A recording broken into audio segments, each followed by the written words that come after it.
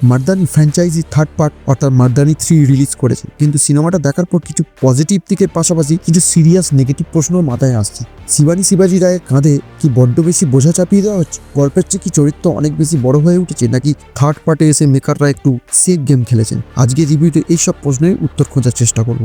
আমরা সবাই জানি মার্দানি মানেই তার সেন্ট্রাল থিম হলো হিউম্যান ট্রাফিকিং বা কিডন্যাপিং এর ডার্ক আন্ডারওয়ার্ল্ড। এবারের গল্পের শুরুটাও তেমনই। বেঙ্গলে কিছু মেয়েকে উদ্ধার করার একটা দুর্দান্ত সিন দিয়ে শুরু, যেটা কোনো সাউথ ইন্ডিয়ান মাসালা মুভির হিরোর এন্ট্রির চেয়েও কম নয়। এরপর গল্পটা শিফট করে দিল্লির কাছে বুলন্দ শহরে। সেখানে এক হাই প্রোফাইল অ্যাম্বাসেডর ও তার কেয়ারটেকারের মেয়ে কিডন্যাপ হয়। স্বাভাবিকভাবে এই হাই ভোল্টেজ তদন্তের ভার পড়ে আমাদের শিবানী রায়ের উপর। তদন্ত করতে গিয়ে তিনি খুঁজে পান এক বিশাল র্যাকেট, পুরো দেশ জুড়ে চলা ভিখারি মাফিয়া। সেখানে বাচ্চাদের কিডন্যাপ করে টেস্ট করা হয়। এমন সময় থাকতে কি শিবানী বাচ্চাদের উদ্ধার করতে পারবেন? আর এখান থেকেই এন্ট্রি হয় এই সিনেমার ভিলেনের, যার নাম আম্মা। এরপর গল্প একটার পর একটা কড়ি জুটতে থাকে। থ্রিলার, সাসপেন্স, দুর্দান্ত অ্যাকশন আর চেস সিকোয়েন্সের মধ্যে দিয়ে গল্প তার আনএক্সপেক্টেড ক্লাইম্যাক্সে পৌঁছায়। সিনেমার প্রথমে ভালো দিকগুলো বলি। ছবির স্ক্রিন প্লে বেশ আঁটোসাঁটো, গল্পের গতি সবসময় বজায় থাকে, তাই বোর হওয়ার সুযোগ খুব একটা নেই। কিছু কিছু সিনে দারুণ টেনশন ক্রিয়েট করা হয়েছে, যা দর্শককে স্ক্রিনের সাথে এঙ্গেজ থাকতে বাধ্য করে। কিছু ছোট বড় টুইস্টও বেশ ইমপ্রেসিভ, তবে গল্পের অনেক জায়গায় বড্ড প্রেডিক্টেবল। আপনি সহজেই আন্দাজ করতে পারবেন যে এখন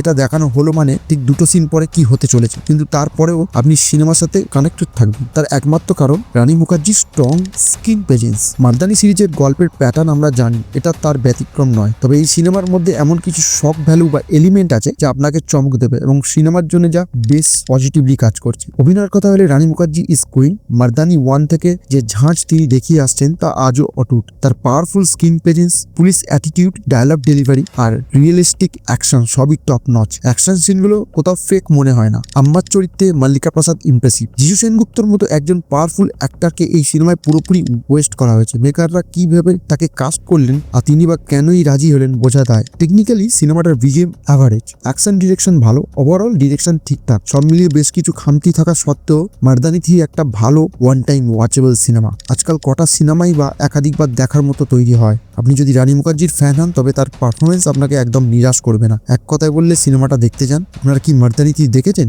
আপনাদের কেমন লাগলো নিচে কমেন্টে অবশ্যই জানান। ভিডিওটা ভালো লাগলে লাইক করুন, বন্ধুদের সাথে শেয়ার করুন আর সাবস্ক্রাইব করতে ভুলবেন না। দেখা হচ্ছে পরের ভিডিওতে।